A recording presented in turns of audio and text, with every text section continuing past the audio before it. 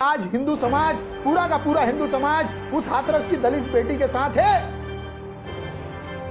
और उसको हर तरीके से न्याय दिलाकर ही चैन की सांस लेगा। उन दरिंदों को फांसी दिलाकर ही चैन की सांस लेगा। अगर हमारी बहन के साथ इस प्रकार की घटना हुई है, हिंदू बहन के साथ घटना हुई है, उसको दलित सवर्ण में बांटकर ये चंद्रशेखर रावण नाम का गद्दार जिस प्रकार की राजनीति कर रहा है और बिहार के अंदर वोटों का पोलराइजेशन करने का खेल कर रहा है, उस खेल को इस देश का हिंदू समाज, दलित समाज समझ चुका है और हर प्रकार से किसी भी तरीके से इन वोटों के दलालों को इस प्रकार की घटना में राजनीतिक माइलेज नहीं लेने दिया जाएगा। ये चंद्रशेखर रावण समझ ले, वामन मेश्राम समझ ले, तमाम तरीके के वो कट्टरपंथी समझ ले जो हिंदू समाज को तोड़ने का ख्वाब देख रहे हैं, स्वप्न देख रहे हैं।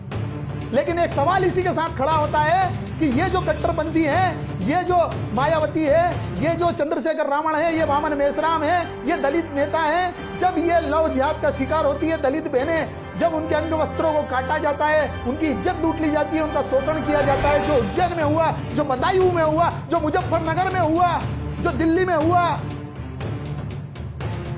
तब ये लिबरल गैंग, ये चंद्रशेखर रावण, वामन मेश्राम चुप क्यों हो जाते हैं?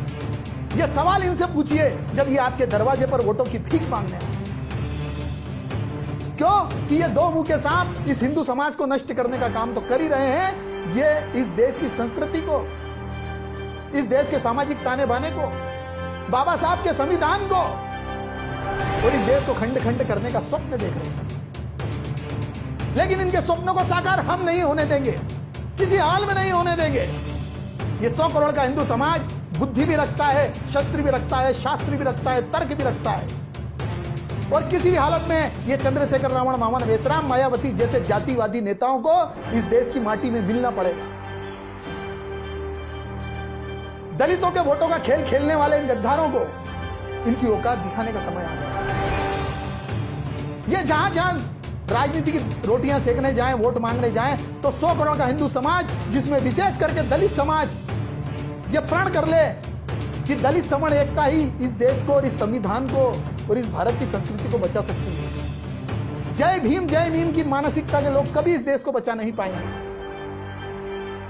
इसीलिए इस देश के दलितों को सवर्णों के साथ रहना और उनके साथ समरस होना अनिवार्य है और इस देश के सवर्णों को भी इस देश के 22 करोड़ 50 लाख दलितों को गले लगाने के लिए और उनको अपनाने के लिए, उनको स्वीकार करने के लिए, उनके सुख दुख में साथ खड़ा होकर उनकी आवाज बनने के लिए तत्पर रहना होगा।